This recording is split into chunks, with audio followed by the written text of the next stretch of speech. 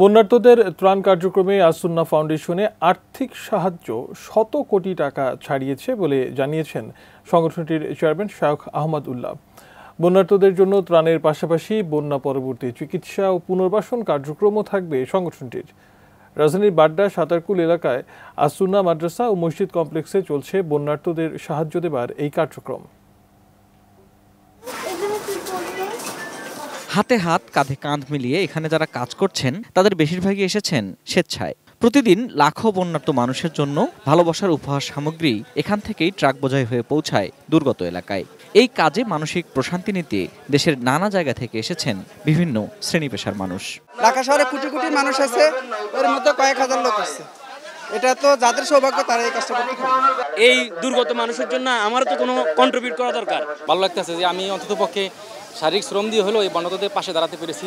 সুস্বাদু বাদাম, তিল আর স্বাস্থ্যকর গ্লুকোজ সব মিলিয়ে প্রাণ পিনাট বার। স্মার্ট কিছু খাও। স্বেচ্ছাসেবার ভিত্তিতে চলছে আসুন্না ত্রাণের প্যাকেজিং কার্যক্রম। চাল, ডাল, শুকনা খাবার সঙ্গে আরও কিছু নিত্য প্রয়োজনীয় জিনিস এখান থেকেই ভরা হচ্ছে ব্যাগে। 2 শিফটে কাজ চলছে ত্রাণের প্যাকেজ তৈরির। মোট 5টা আইটেম হয়ে প্যাক হয়ে পুরো লাগানোর পর কমপ্লিট প্যাকেজটা ওইখানে যাই স্তূপ হচ্ছে। ক্লান্ত মনে হচ্ছে না, কারণ মানুষের যে আগ্রহ, মানুষের যে স্পৃহা কাজের, এটা দেখে আমাদের আরো অনুপ্রাণিত হচ্ছে। ফাউন্ডেশনের চেয়ারম্যান শায়খ আহমদ উল্লাহ পুঙ্খানুপুঙ্খ হিসাব রাখছেন ত্রাণ সামগ্রীর। জানালেন ইতোমধ্যে যে আর্থিক সাহায্য এসেছে তার পরিমাণ 100 কোটি টাকারও বেশি। 100 কোটি ক্রস করে গেছে আলহামদুলিল্লাহ। আমরা সেটা হয়তো আগামী 2-4 দিন পর আমরা হয়তো আমাদের ফান্ড নেওয়াটা আমরা বন্ধ করে ফেলবো।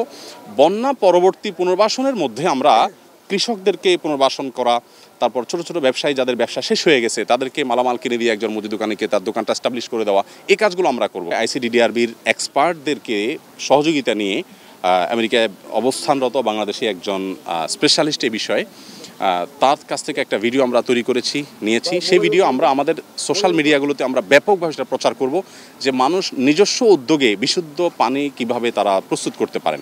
শুধু মানুষের জন্য নয়, গবাদি পশুর জন্য খাদ্যের বিষয়টিও বিবেচনায় আছে ফাউন্ডেশনের। যেখানে মানুষ খাবারের জন্য হাহাকার করছে এবং 1 ইঞ্চি জায়গা বাকি নেই পানি ছাড়া, সেখানে তাদের ঘাস নাই, খাবার নাই, তারা কি খাবে? তো এদের জন্য আমরা আসলে এই 67 মেট্রিক টন আমরা ভুসি গাইবান্ধার মন্ডল ফ্লাওয়ার মিল থেকে এনে সেগুলো আমরা বিতরণ করছি। বিপদে মানুষই মানুষের শক্তি, দরকার কেবল ভালো কাজের ইচ্ছাকে একত্র করা। আসুন্না ফাউন্ডেশনের মতে মানুষই উপহার দিতে পারে এক নতুন বাংলাদেশ। ধর্ম বর্ণ নির্বিশেষে সবাই ঝাঁপিয়ে পড়েছে। বাংলাদেশের মানুষের, আমি সবসময় বলি, তাদের দরকার যোগ্য লিডারশিপ। এদেশের মানুষের ভিতরে। Ferdous Rahman, ATN news, Dhaka.